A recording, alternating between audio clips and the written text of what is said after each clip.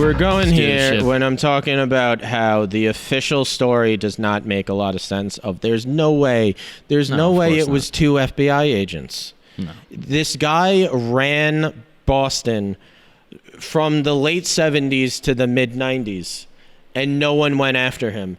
And you talk about the idea of like, well, he was Irish and they didn't really care about you unless you were Italian. You weren't a big boss. This is the boss of Boston, and the commission case is over in '86. Like, you can't go after other criminals after that. I mean, the mafia is dead after '86, and T.J. English, he doesn't really bring it up in this book. He does bring it up in his book on the Westies. Mm-hmm. So the Westies were kind of the Irish mob in New York City in the 70s and 80s.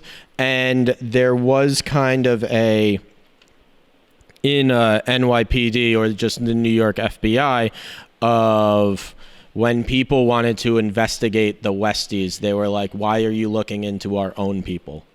Meaning, why are you looking into the Irish since it was law enforcement in New York was mostly Irish? Why aren't you looking into the Italians? And T.J. English, he writes a lot about Irish gangsters, and then he has a few books on Cuban gangsters. Yep. And he's my favorite organized crime author because most authors, they want to talk about the Italian mob.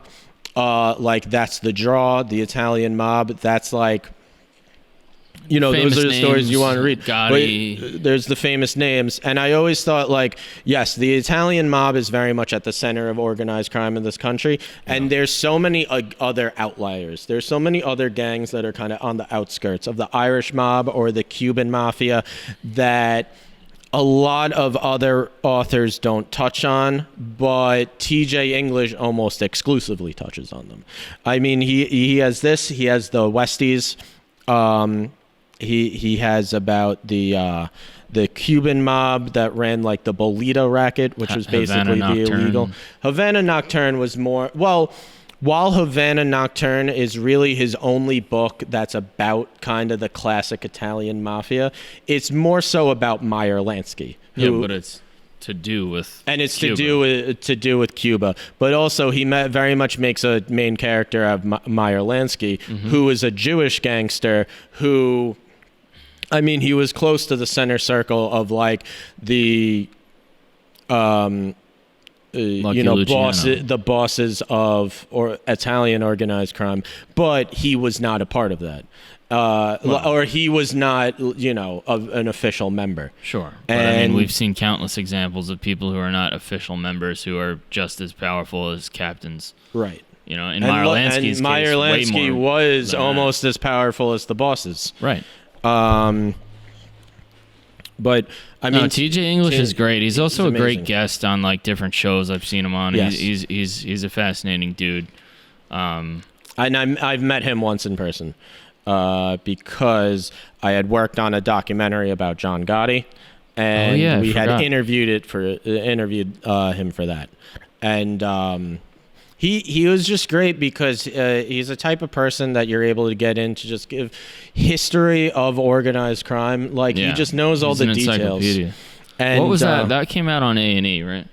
Came out on A&E. So it was a ongoing series called Biography on A&E. And like basically they would do just like four episodes on like a different person throughout history. So we did throughout American history. So we did the one on John Gotti. But wasn't it called Gotti, Father and Son or something? It was Gotti, Father and Son, and it was very much about the relationship between John Gotti and John Gotti Jr. Yeah. And we're talking about bad gangster movies. We brought up Black Mass. We got to bring up Gotti, the John Travolta Gotti movie. Terrible. Horrible. What they could have done in that movie that we kind of did in our documentary was this story of a father who wants his son to follow in his footsteps. It's a family business. And a son who his entire life has admired his father, who has wanted to be his father his entire life, who grows up and realizes, I need to be my own person. Well, because he's getting in a lot of trouble. Because he's getting in a lot of trouble, yes. Yeah. But basically, he wasn't cut out. He wasn't cut out. But basically, that understanding of my father being like a stone cold street guy, if you do not talk to law enforcement, and if you need to spend the rest of his life in prison, then you do that. He was like, I am not that person. And a lot of it is him trying to convince his father, like, look, I'm not you. I can't do that. Yeah, I mean, that's the difference between growing up, how John Gotti grew up, like, you know, like a fucking, you know, wild person. John Gotti, John Gotti Jr. growing up, you know, basically in a comfortable environment. It's like, you know, they're different people. Yeah. How much time did you spend with John Gotti Jr. for that? Quite a lot. Yeah, a while. I don't know how much detail I'm really like allowed to go into about it. We interviewed him a lot of times. I don't know, probably close to 10 times. Yeah, it's a good documentary. That I really can say about it. It's so much better than the movie. And it's so much better than the movie. They dropped it right before the movie came out. The movie is so fucking bad. You're in the documentary. Yes. He plays a young... Yes. Oh, you're not allowed to say that? No, I'm allowed to say that. We do reenactments, and basically when John Gotti is a teenager, you don't see my face, but it's my body. Driving a car. Yeah. And it's supposed to be teenage John Gotti. Yeah. Of John Gotti as, like, I think he became a driver for this mafia captain. I want to say he was like 14 or 15. Yeah. And it's weird that like they got him so young back then.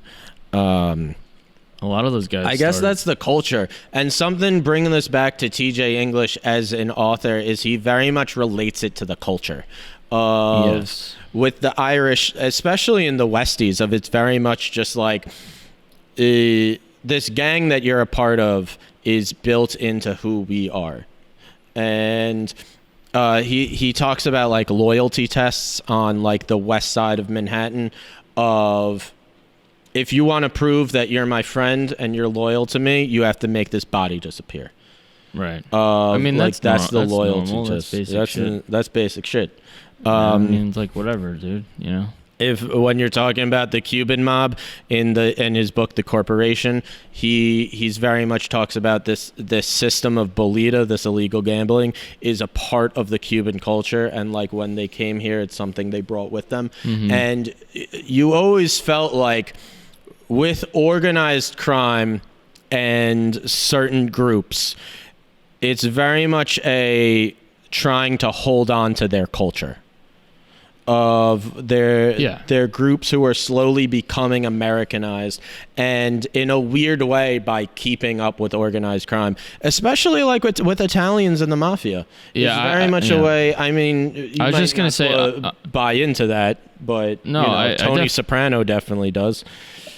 Yeah, okay. I mean, there's a difference between, like, the people who actually came to this country who had to really survive, and there's a difference between, like, using that as an excuse. Yes. Tony Soprano used that as an excuse. Yeah. He was born in, like, 1961. He didn't have... Anyway.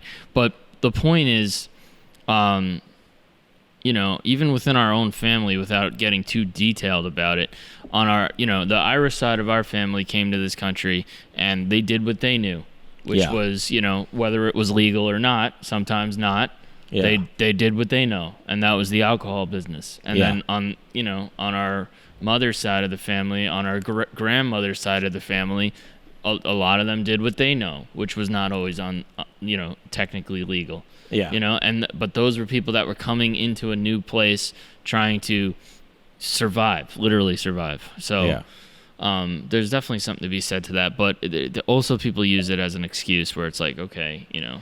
Yeah, well, I mean, Whitey Bulger, like, I don't think he gave a shit about Irish pride at all. Of course not. He didn't give a fuck about anything. Yeah, I mean, he was a disgusting human being who I mentioned it before, just about like the way the slimy way he kind of rises to power. Of he finds someone to work for and then fucks that person over. I mean, yeah, exactly. That's why you live your whole life like a fucking douchebag.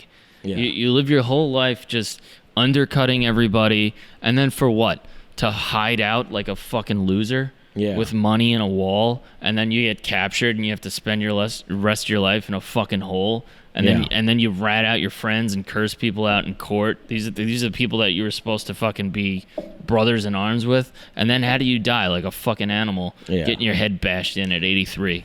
Yeah, it's really. I mean, like it's pathetic shit. It's pathetic shit. And by the way, deserves nothing less. You know, you want to murder women and innocent people and children that are, you know.